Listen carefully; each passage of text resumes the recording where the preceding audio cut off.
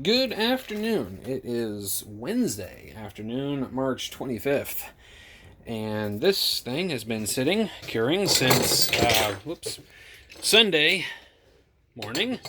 So we're going to see how this turns out. All I did was take the clamps off. I haven't actually opened this yet. I promise.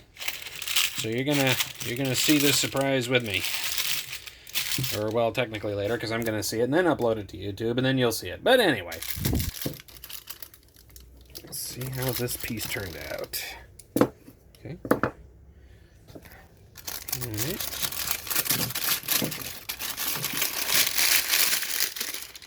Okay, right off the bat, you can see areas where the epoxy did not seep as well into that last piece of fabric. That's what I was worried about from last time, because the epoxy got soaked up by the first two pieces a whole lot more. So that's definitely evident. Let's see what else we got. Alright. Ooh, that is very flexible. What in the world? Bit smoother on this side, though.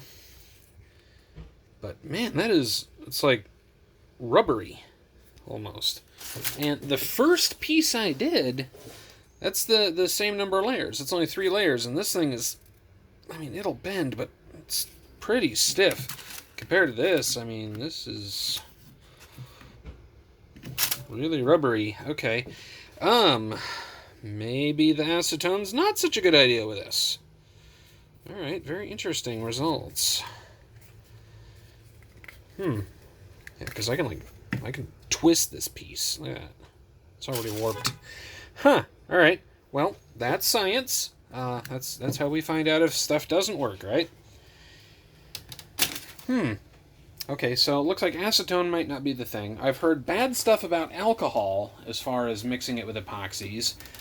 There is also the possibility that the Harbot Freight epoxy might not be the highest quality stuff. I'm sure that's not it. No, that's top of the line right there. Okay, so what we'll do is we'll reset and probably do a follow-up on this experiment with some different mix on the epoxy. Maybe I'll just double check to make sure it's not the epoxy being dumb.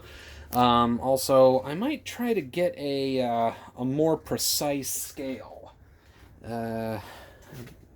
Where's...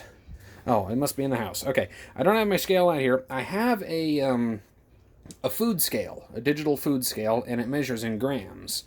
But I'm almost wondering if maybe what I need to do is get something that measures in tenths of a gram, because it could very well be that my actual ratios of the epoxy were not exactly even. I'm over here trying to smell the stuff. I don't really smell the epoxy on it, so that might not be it. And of course, also, there's just as much possibility that with the acetone in here, it might have extended the curing time to the point where this might not even be fully cured. It's been sitting here since Sunday morning, but maybe it needs a few more days. Who knows? So, let's proceed with, some additional information gathering and experimentation, and we'll see where we go. So, more to follow. Woo!